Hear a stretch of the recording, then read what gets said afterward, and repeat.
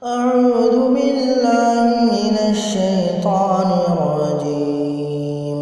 بسم الله الرحمن الرحيم. والنازعات غرقا والناشطات نشطا والصابحات صبحا فالسابقات سبقا فالمدبرات أمرا يوم ترجف الراجفة تتبعها الرادفة قلوب يومئذ واجفة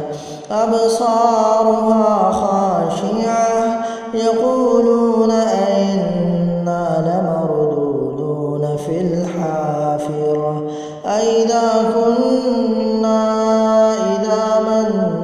نخرة قالوا تلك إذا كرة خاسرة فإنما هي زجرة واحدة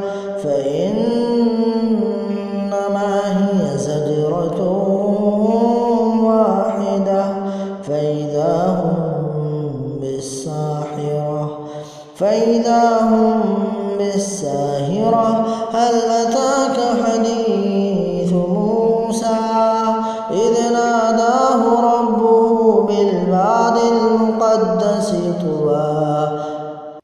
اذهب إلى فرعون إنه طغى فقل هل لك إلى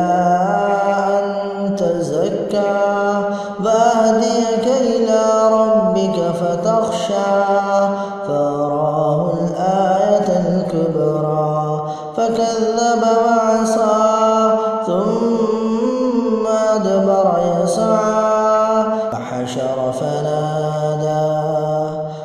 فقال أنا ربكم الأعلى فأخذه الله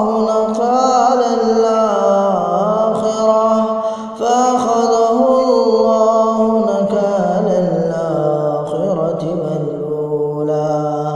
إن في ذلك لعبرة لمن يخشى أنتم أشد خلقا أم السماء بناها رفع سمكها فسواها وأغطش ليلها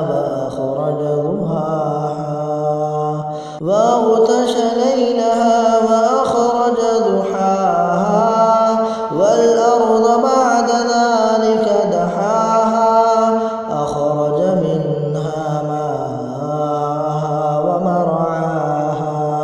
والجبال أرساها متاعا لكم ولأنعامكم فإذا جاءت التامة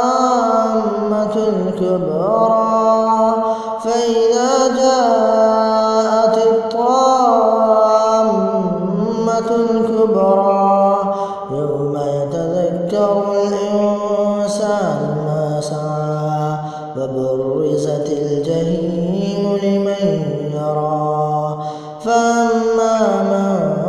طغى وآثر الحياة الدنيا فإن الجحيم هي المأوى وأما من خاف مقام ربه ونهى النفس عن الهوى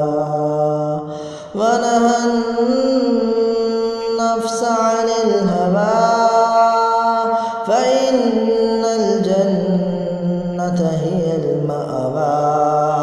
يسألونك عن الساعة أيان مرساها فيما